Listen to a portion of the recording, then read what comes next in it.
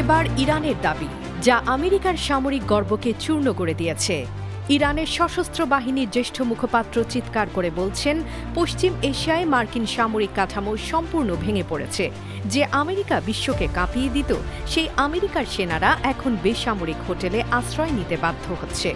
রাষ্ট্রীয় টেলিভিশনে দেয়া সাক্ষাৎকারে ইরানের সশস্ত্র বাহিনীর জ্যেষ্ঠ মুখপাত্র ব্রিগেডিয়ার জেনারেল আবুল ফজল শেখারচি তীব্র কণ্ঠে বলেছেন, আমেরিকানরা যারা একসময় বিশাল সামরিক ঘাঁটি নিয়ে গর্ব করত, তারা এখন বেসামরিক হোটেলে লুকিয়ে আছে, বেসামরিক মানুষদের ঢাল বানিয়ে নিজেদের বাঁচানোর চেষ্টা করছে। এটা তাদের চরম অপমান আর পরাজয়ের স্বীকারোক্তি।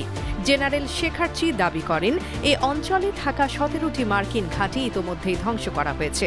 এছাড়া শত শত সেনা নিহত এবং হাজারো আহত এমন সংখ্যাও উল্লেখ করা হয় তার বক্তব্যে। তিনি জানান, সাম্প্রতিক সংঘর্ষের পর ইরান এখন প্রতিরক্ষামূলক অবস্থান থেকে আরও আক্রমণাত্মক কৌশলে চলে গেছে।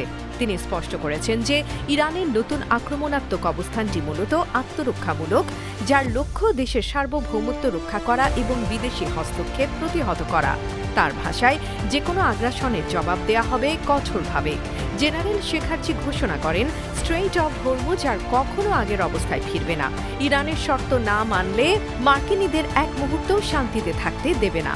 আঞ্চলিক দেশগুলোকে সতর্ক করে বলেন, মার্কিন বাহিনীকে আশ্রয় প্রশ্রয় দিলে পরিণতি ভয়াবহ হবে। তার শেষ বার্তা, ইরান তাদের সার্বভৌমত্ব রক্ষায় অটল। তবে প্রশ্ন থেকেই যায়, এটি কি বাস্তব পরিস্থিতির প্রতিফলন নাকি কৌশলগত বার্তা? মধ্যপ্রাচ্যে উত্তেজনা বাড়ছে। এই পরিস্থিতি কোথায় গিয়ে থামবে তা এখনও অনিশ্চিত। আপনার কি মনে হয়, এটা কি শুধু বক্তব্য নাকি বড় কিছুর ইঙ্গিত? কমেন্টে জানান। আন্তর্জাতিক ডেস্ক, বাংলা ভিউজ।